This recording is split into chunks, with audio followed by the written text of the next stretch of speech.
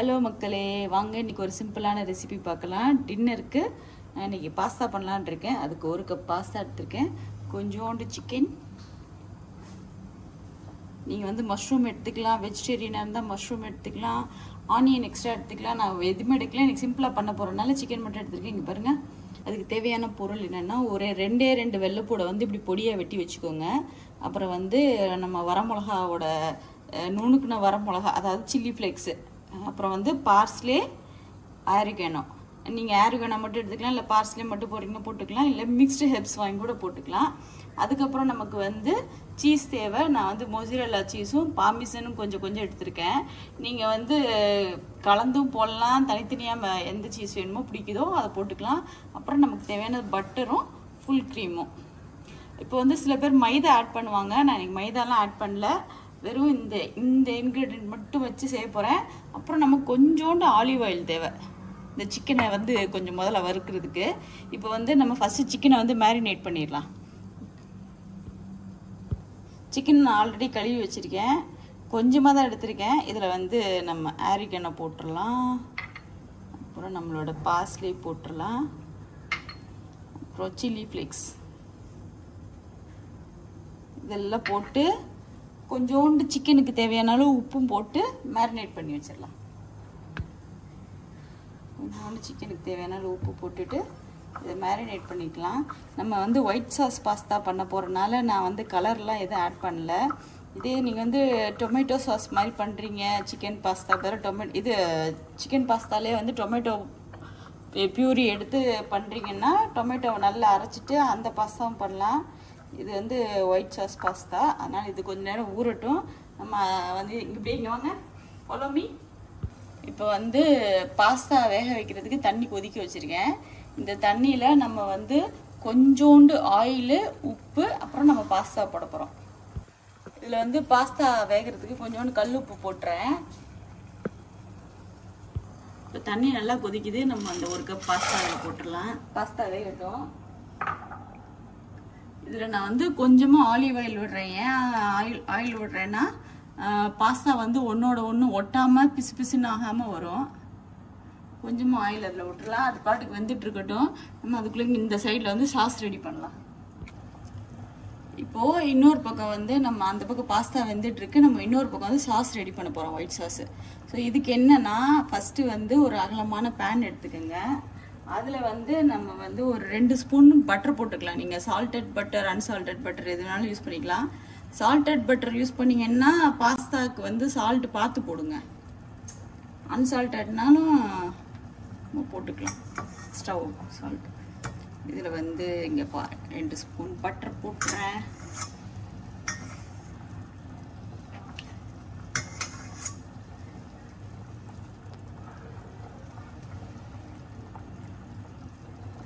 சிம்மில் வச்சுக்கோங்க, பட்டர் வந்து கருகிடக்கூடாது, அப்புறம் பாஸ்தா கலர் மாதிரி.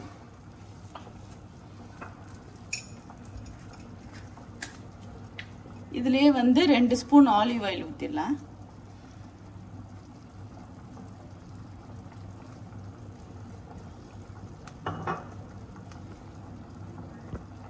இப்போ வந்து நான் பட்டர் ஆலிவ் ஆயில் போட்டிருக்கேன். நம்ம ஆலிவ் ஆயில் போடலைன்னா கூட நம்ம ரீஃபைண்ட் ஆயில் கூட ஊற்றிக்கலாங்க. ரீஃபைண்ட் ஆயில் கூட ஊற்றிக்கோங்க, அதுக்காக கடலை நல்லா ஊற்றிடாதீங்க, டேஸ்ட் கொஞ்சம் மாறிடும். இப்போ வந்து இது கருகாமல் இருக்கும்போதே வந்து நம்ம இதில் வந்து வெட்டி வச்சா 2 வெள்ளைப்பூடை போட்டுடலாம்.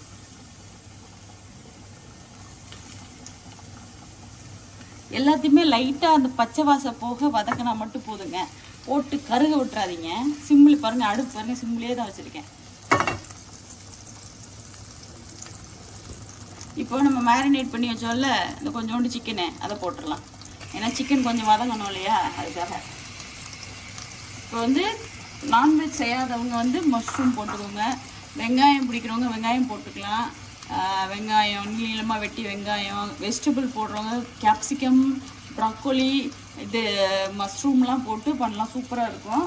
நான் வந்து சும்மா கொஞ்சோண்டு சிக்கன் வாங்கிட்டு வந்ததில்ல, அதில் கொஞ்சமாக எடுத்து கட் பண்ணிட்டு போட்டிருக்கேன். இந்த சிக்கன் வேகிறதுக்கு மட்டும் இப்போ கொஞ்சம் டைம் கொடுப்போம், அதுக்குள்ளே நமக்கு பாஸ்தா ரெடி ஆகிடும்.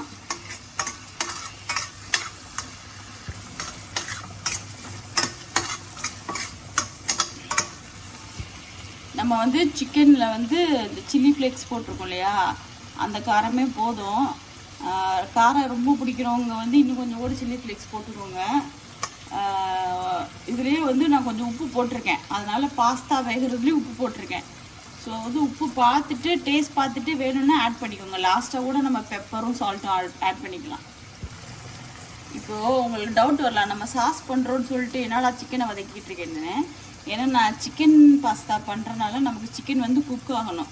ஸோ இந்த கார்லிக் பட்டர் இதுலேயே வந்து சிக்கனை ஃபஸ்ட்டு நம்ம குக் பண்ணிவிட்டு அதுக்கப்புறம் நம்ம வந்து க்ரீமு சீஸ் எல்லாம் போட போகிறோம்.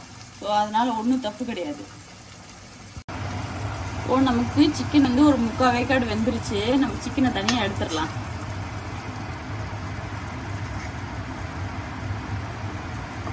இப்போ இந்த பாருங்க, இந்த மாதிரி ஃபுல் க்ரீம் மில்க் இருக்கு இல்லையா, இதுல வந்து நான் ஒரு 1/4 லிட்டர் ஊற்றிக்கிறேன். இதுலேயே ஊற்றிடுவோம். இப்போ இதுல வந்து நம்ம பாஸ்தா வெந்துட்டு இருக்கு இல்லையா, அது கொஞ்சம் திக்னஸ்க்காக என்ன பண்ணுறோன்னா பாஸ்தா வேக வச்ச தண்ணி வந்து ஒரு கரண்டி ஊற்றிக்கலாம். அதில் உங்களுக்கு எவ்வளோ வேணுமோ ஊற்றிக்கலாம். நான் ஒரு 1.5 கரண்டி பக்கத்தில் ஊற்றிக்கிறேன் பாஸ்தா வேக வச்ச தண்ணி. இப்போது இது வந்து கொஞ்சம் கொதிக்கட்டும். கொதிச்சதுக்கப்புறம் நம்ம வந்து பாஸ்தா சிக்கன் எல்லாத்தையும் போட்டுட்டு கடைசியாக டாப்பிங்க்கு சீஸும் கொஞ்சம் போட்டு அப்படியே இறக்கலாம்.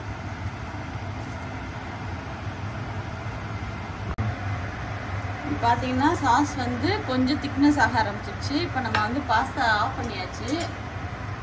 பாஸ்தா வெந்துருச்சான்னு எப்படி பார்க்கறதுன்னு நான் உங்களுக்கு காட்டுற பாருங்க. பாருங்க, ஒரு ஸ்பூன் வச்சுட்டு பாஸ்தாவை இப்படி கட் பண்ணிங்கன்னா அது அப்படி 2ஆக கட் ஆகணும். பார்த்தீங்கன்னா இந்த மாதிரி ஈஸியாக கட் ஆகணும், அப்படின்னா வெந்துருச்சுன்னு அர்த்தம். இப்போ வந்து நம்ம பாஸ்தாவை இதில் ஆட் பண்ணிடலாம். அப்படியே எடுத்து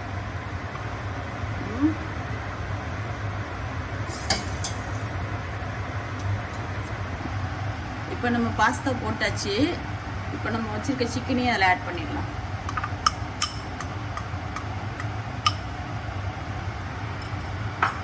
சிக்கனையும் போட்டு நம்ம அப்படியே அது தலையில் வந்து சீஸையும் கொட்டிடலாம். அப்படியே சாரலாக தூவும், மலை சாரலாக தூவி விடுங்க.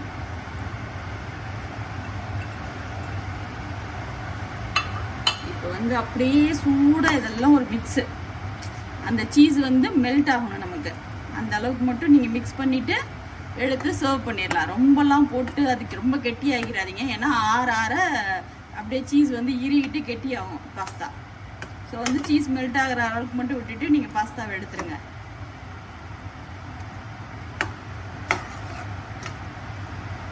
ஒரு 2 மினிட்ஸ் நம்ம பாஸ்தா ரெடி.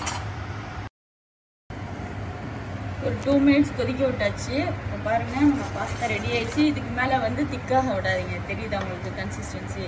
இந்த அளவுக்கு மேலே திக்காக விடாதீங்க. அடுப்பு அமுக்கிடுங்க. இப்போ நம்ம வந்து அப்படியே பவுலுக்கு மாற்றிடலாம். நம்ம பாஸ்தாவை அப்படியே ஒரு 2-3 சிக்கன் பீஸு பாஸ்தா பாருங்க, அப்படியே சீஸ் வந்து பாருங்கள். இப்போவே இது லைட்டாக ஆற என்ன ஆகும்னா சீஸ் அப்படியே நீளமாக சீஸியாக வரும். அது சூடாக பசங்க சாப்பிடும்போது நல்லா என்ஜாய் பண்ணி சாப்பிடுவாங்க.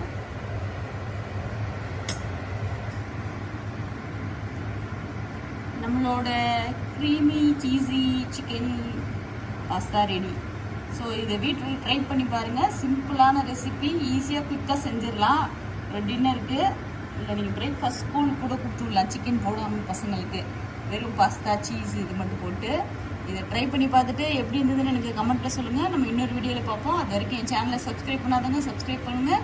பாய், டாடா.